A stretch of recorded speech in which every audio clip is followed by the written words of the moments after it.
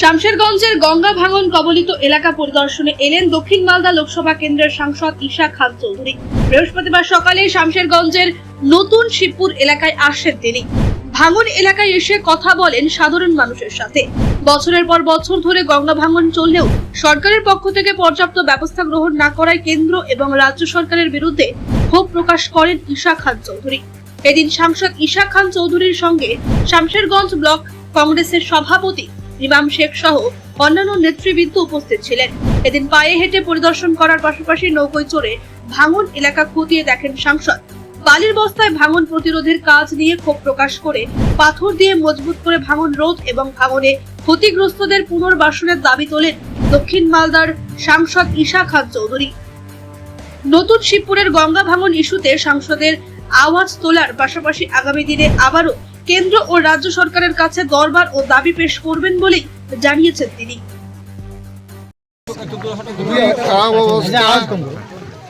আমি প্রায় গোটা সপ্তাহ থেকে আমি বিভিন্ন ব্লক ঘুরছি যেখানে আমাদের ভাঙন হচ্ছে, যেমন মানিকচাক, যেমন আমাদের ইংলিশ বাজার খানিকটা হয়েছে, বৈষ্ণবনগর কালিচাক 3, আজকে শামশেরগঞ্জের ডেট। আমরা যেখানে আছি এখন শিবপুরে, আপনারা দেখতে পাচ্ছেন যে 15-20 বাড়িগুলো পুরা গঙ্গাতে পড়ে গেছে বা পাট বাড়ি পড়ে গেছে। তো এভাবে মানুষের অবস্থা, মানুষের হাল খুবই খারাপ। মানুষের জীবন এরকম শেষ হয়ে যাচ্ছে, কারণ বাড়ি যদি থাকে ওরা থাকবে তো কোথায়, ওদের জমি কোথায় থাকার। এরকম জমি যদি পড়ে, শুধু বাড়ি পড়ে যাচ্ছে না, জমিও পড়ে যাচ্ছে গঙ্গার মধ্যে ভাঙনের জন্য। তো প্রশ্ন হচ্ছে যে মানুষরা কি করে জীবন কাটবে, কিভাবে আগামী দিন বাঁচবেন। সমস্যা হচ্ছে যে জিনিস আমি বারবার পার্লামেন্টে তুলেছি, এবার পার্লামেন্টে, দিল্লির পার্লামেন্ট, লোকসভাতে আমি দুবার এই বিষয়টা তুলেছি। আর শামশেরগঞ্জের জন্য স্পেশালি আমি তুলেছি শিবপুরের সমস্যা এবং আরও বিভিন্ন গ্রাম আমাদের শামশেরগঞ্জ যেখানে ভাঙন হচ্ছে। আমি বললাম কেন্দ্র সরকারকে যে দেখুন, একটা বড় ভাঙনের কারণ হচ্ছে কি কারণ হচ্ছে, কজ হচ্ছে আমাদের ফারাক্কা বারাজের জন্য যে জমি অ্যাকিউমুলেট হয়ে যায়, যে সিল্টিং হয়, ওই সিল্টিংয়ের জন্য গঙ্গার বারবার ডাইরেকশন চেঞ্জ হচ্ছে, বিভিন্ন জায়গায় ধাক্কা খাচ্ছে। তো তার জন্য দীর্ঘদিন আপনারা দেখবেন, তদন্ত করবে, দেখবেন যে 2014 সালের আগে ইউপিএ সরকার, সোনিয়া গান্ধী সরকার যখন ছিলেন, যে কেন্দ্র সরকার দায়িত্ব নিত 80 কিলোমিটার ডাউনস্ট্রিম ফারাক্কা বারাজ থেকে, গোটা দায়িত্ব, আর আপস্ট্রিম বুতনি অবধি, মানে 40 কিলোমিটার মালদা, 80 কিলোমিটার ডাউনস্ট্রিম আমাদের মুর্শিদাবাদে। তার মানে কাজ করতে, বেশিরভাগ বড় বড় কাজ করতে ফারাক্কা বারাজ। কিন্তু 2014 সালের পরে বিজেপি সরকার আসার পরে বিজেপি সরকার খুলেগুলি বলেছে যে এটা আমাদের দায় নেই, এটা রাজ্য সরকার দায়। রাজ্য সরকার দায়িত্ব দিচ্ছে, ব্লেম দিচ্ছে কেন্দ্র সরকার দিচ্ছে রাজ্য সরকার। এই দুটো সরকারের মধ্যে বিতর্ক হচ্ছে, কিন্তু মানুষের কোনো কাজ হচ্ছে না। গঙ্গা মানুষের হাল ছেড়ে দিয়েছে দুই সরকার।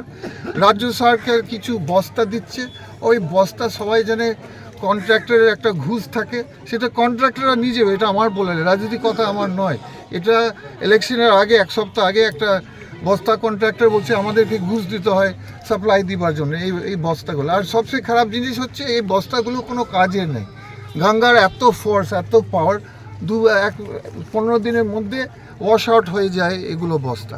তো আমরা কি চাইছি, আমরা বলতে চাইছি যে গঙ্গা, রাজ্য সরকার, কেন্দ্র সরকার মিলিয়ে কাজ করতে হবে। কিসের কাজ? পাথরের কাজ, জিও টিউবের কাজ। এই ছোটো মোটো কাজ, বস্তার কাজ আর চলবে না, মানুষ চাইছে না, কোনো কাজের নেই।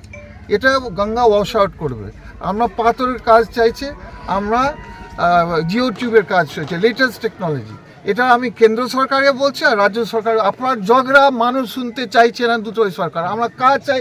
এখানকার গঙ্গা মানুষের, মানে এদের বাড়ি চলে যাচ্ছে, ডুবে যাচ্ছে, মরে যাচ্ছে, এদের জীবন শেষ হয়ে যাচ্ছে। এরা চাইছে কাজ, এরা কোনো সরকারের এক্সকিউজ চাইছেন না। 2 হচ্ছে যারা বাড়ি হারিয়ে ফেলেছেন, এরা কোথায় যাবে, এরা কি কম্পেনসেশন পাবে? রাজ্য সরকার বা কেন্দ্র সরকার কি করছে এদের জন্য? এদের বাড়ি নেই। আপনারা জানেন বিভিন্ন জায়গা মালদা মুর্শিদাবাদ কলোনি হয়েছে। কলোনি মিনস একটা টেম্পোরারি জমি হয়েছে, যেখানে গঙ্গা ভাঙনের মানুষ যেতে পারে, থাকতে পারে, তাহলে ওটা করেন। আমি দাবি রাখছি রাজ্য সরকারের কাছে, আপনি যখন মানুষকে প্রোটেকশন দিতে পারছে না, বাঁচাতে পারছে না ভাঙন থেকে, কমসে কম একটা জায়গা তো দেন, জমি তো দেন, যেখানে ওরা জীবন তো করবে, ওদের বাচ্চারা স্কুল যাবে, ওরা চাকরি করবে, ওদের তো জমি নেই, ওরা থাকবে কোথায়, যাবে কোথায়? এটা আমাদের সেকেন্ড ডিমান্ড, যে রাজ্য সরকার এবং বিডিও সাহেব, ডিএম মুর্শিদাবাদ, ডিএম মালদা, এগুলো সমস্যাগুলো জায়গা কলোনিগুলো ওদেরকে দেখতে হবে। এরকম লোককে রাখলে তো ঠিক নাই। একদিকে ভাঙনের কাজ ওরা আটকাতে পারবে না সরকাররা, আর 2 নম্বর আটকাবার জন্য মানুষের বাড়ি, অনেক অনেক বাড়ি পড়ে যাচ্ছে, হাজার হাজার মানুষ, এর আগে তো কত হাজার মানুষ এফেক্টেড হয়েছে মালদা মুর্শিদাবাদ, আরও হাজার হাজার মানুষ এফেক্ট হয়ে যাচ্ছে প্রতি বছর। কেন্দ্র সরকার, রাজ্য সরকার কিচ্ছু করছে না। চলে গেছে, অলরেডি চলে গেছে। এর আগে এটা তো, আর গঙ্গা ভাঙন হচ্ছে নতুন সমস্যা নয়, এটা নাকি যে আজ থেকে চলছে, এটা তো 20-30 বছর থেকে চলছে। 20-30 বছর থেকে আমি বললাম, আমাদের ইউপিএ সরকার ছিল, কমসে কম আমাদের সোনিয়া গান্ধী, মনমোহন সরকার তো আপনার বলে ফেলতেন, আপনার বড় কাজ ফেলতেন। ডালুবাবু মালদা মুর্শিদাবাদের জন্য প্রায় 304 কোটি এনেছেন কেন্দ্র সরকারের জন্য ভাঙনকে আটকাবার জন্য। কিন্তু এই দুই সরকার যে যারা আছে বর্তমানে, যে রাজ্য সরকার, টিএমসি, কেন্দ্র সরকার, কোনো মানে হাল ছেড়ে দিয়েছে।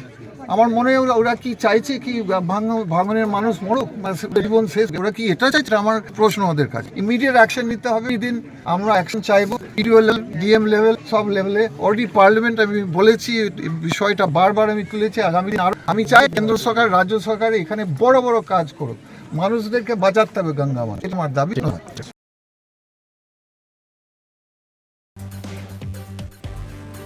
শামশেরগঞ্জ থেকে এজাজ আহমেদের রিপোর্ট, চেতনা নিউজ।